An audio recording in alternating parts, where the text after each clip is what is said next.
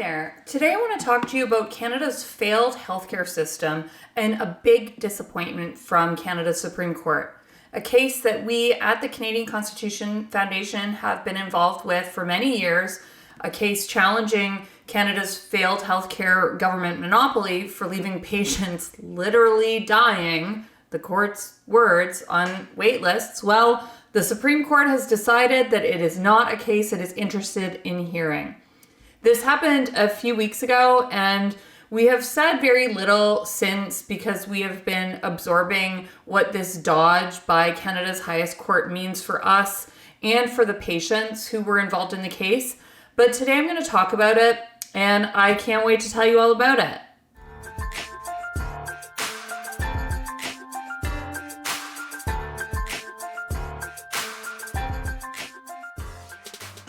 If you're new here, welcome. My name is Christine and I'm the litigation director for the Canadian Constitution Foundation, a legal charity that fights for fundamental freedoms in Canada. I upload regular videos about our ongoing cases and about other interesting developments about constitutional law in Canada. So if that sounds like something you'd be interested in, hit like and subscribe below. It really helps my videos out a lot. Also, please remember, nothing in these videos is legal advice. If you have your own legal question or problem, please consult your own lawyer. So the case I want to tell you about is called Cambie Surgeries in British Columbia, and it is a complex legal battle that has been going on for about 14 years, involving a group of patients who were left waiting on government healthcare wait lists. One of the patients was an 8-year-old boy when the litigation started who had a severe curvature in his spine, and because of a long government healthcare wait, he ended up being left paralyzed and in a wheelchair. Other patients involved in the litigation have had things like a pediatric patient with a severe knee injury. Patients in the case have had cancer. They've required eye surgeries. They've all had serious medical conditions where time is really of the essence. When the government hospitals don't treat these patients in a timely way, these patients' health can get worse, and patients can even die on these wait lists. Now, I have another video that I will link to in the description and above where I go into detail about the stories of some of these patients, including pediatric patients who have been failed by Canada's government monopoly healthcare system. But if I know that if you're watching this and you live in Canada, you probably have your own stories or know people who have been failed by our government system. Yes, of course, government provided healthcare can work. If you are in an emergency, you can get great critical care in Canada.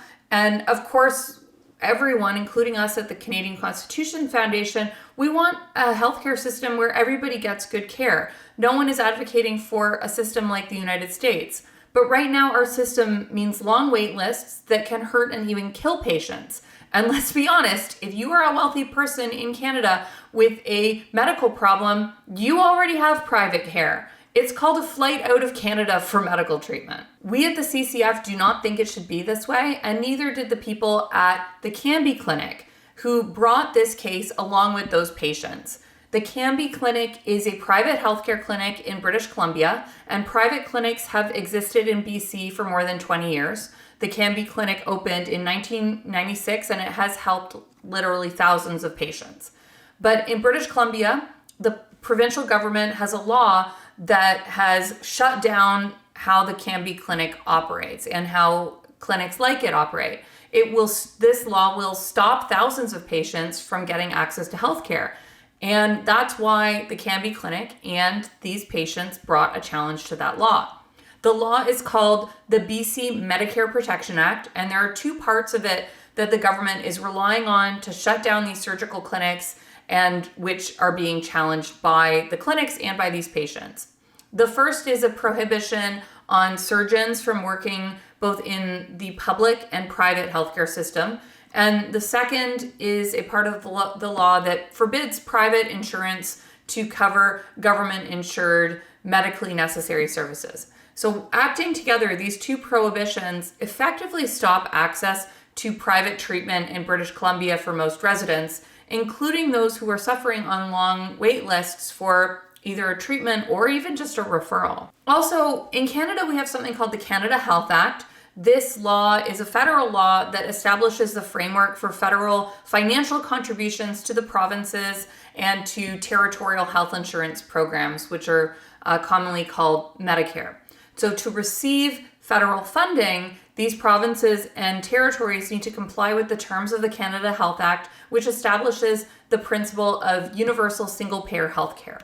The basic requirement of the Canada Health Act is something called universality. To qualify for federal funding, provinces and territories must provide universal coverage for all insured health services for all insured persons. Now, neither of these two BC restrictions I mentioned are directly required by the Canada Health Act. And the Supreme Court, in previous decisions, they've affirmed that the federal law does not prohibit private health care.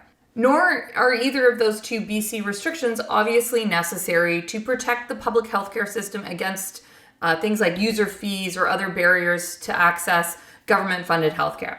Instead, it seems like the BC government is just terrified of any perceived threat to Medicare, and they're just deeply suspicious of private healthcare, and they want it stopped. They want these clinics to stop providing these services.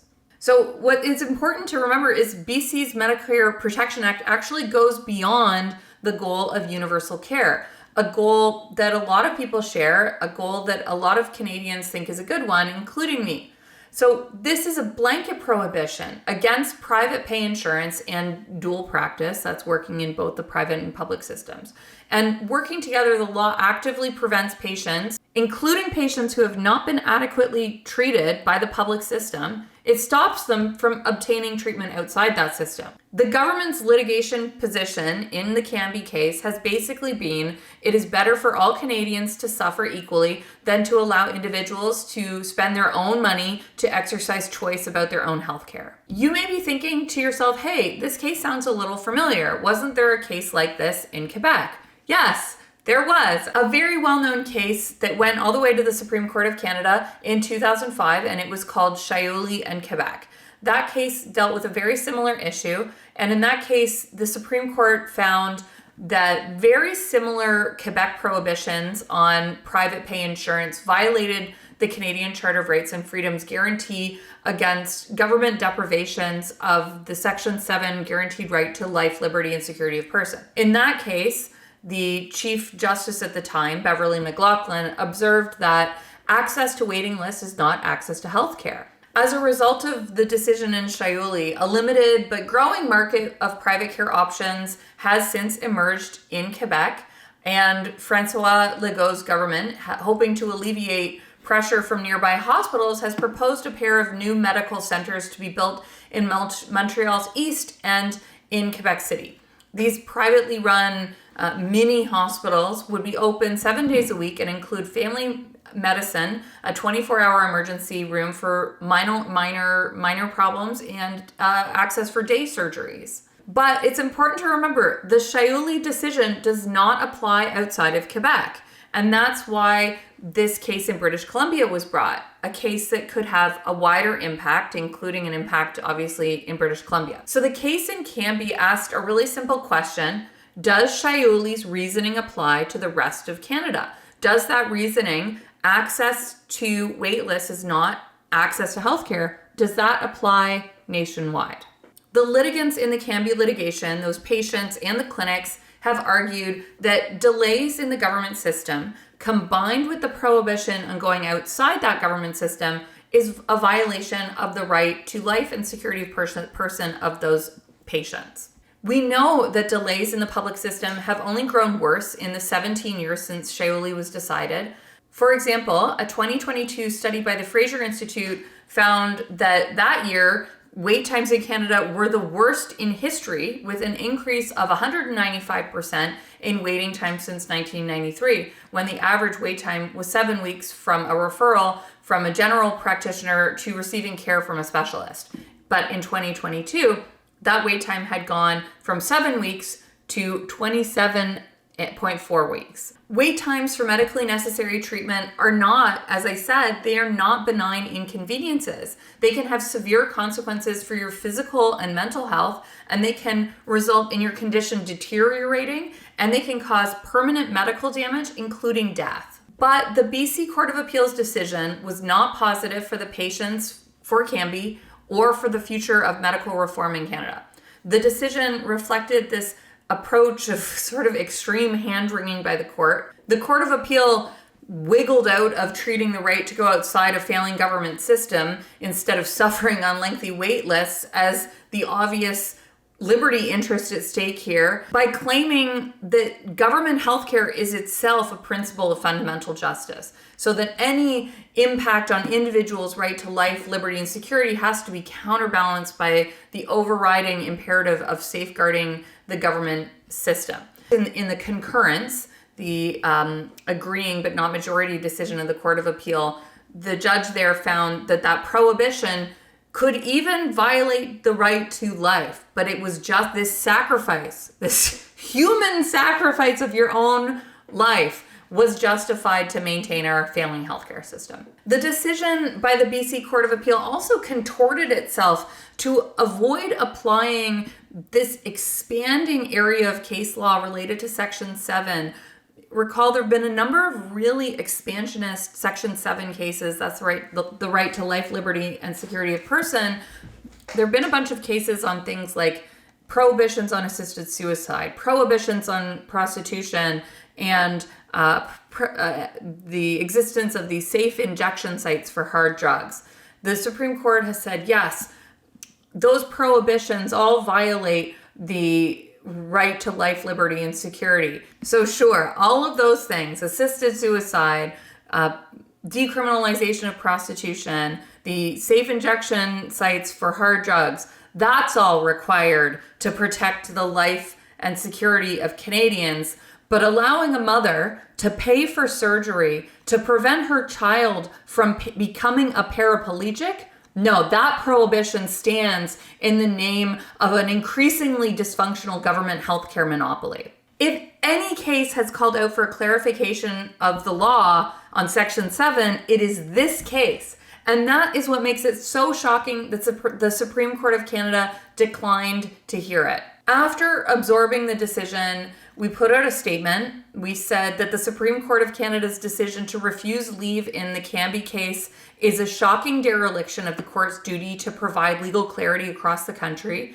The court is supposed to hear cases that raise legal issues of national importance, and given that there is a growing crisis of wait times across Canada, as well as the complex and contradictory state of the law, it is just completely inexplicable and stunning that the Supreme Court chose not to hear this challenge. Shayoli remains good law, and it allows people in Quebec the right to choose to take their health into their own hands by going outside of that failing government system instead of suffering on long and seemingly endless wait lists. It remains completely unclear why the same reasoning does not apply in the rest of Canada under the Charter's guarantee of life's liberty and security of person. And it is terrible that the Supreme Court declined to resolve these ambiguities, which directly affect every single Canadian. Now, people in Quebec are not the only ones who have more rights than other Canadians. In addition to the inequality between Quebec and the rest of Canada, there's also a massive inequality between federal public servants, like the judges on the Supreme Court who declined to hear this case, who are all entitled to federal health insurance and are able to be treated in private healthcare facilities like Cambie, and the rest of Canadians who are forced by government monopolies into dangerously long wait times in government hospitals. We at the CCF are not the only ones who are critical of the highest court's decision not to hear this case. The editorial boards for the Globe and Mail, the National Post, and even the Toronto Star have criticized the court for failing to hear this case. The Globe and Mail wrote, "Looking at this tangle, the Supreme Court said, nah, we're good. The court had an opportunity last week to finally resolve the contradictions, but inexplicably chose not to." The Globe and Mail board went on to say, "It surely could not have been because the issue of public and private healthcare is not important enough. It is of direct concern to all Canadians, and the issue has become more pressing in the 2 decades since the Shayoli decision as waiting lists have grown. Quite literally, the question is a matter of life and death." I agree completely with the Globe and Mail editorial board. Now, the National Post editorial board wrote something Also very critical.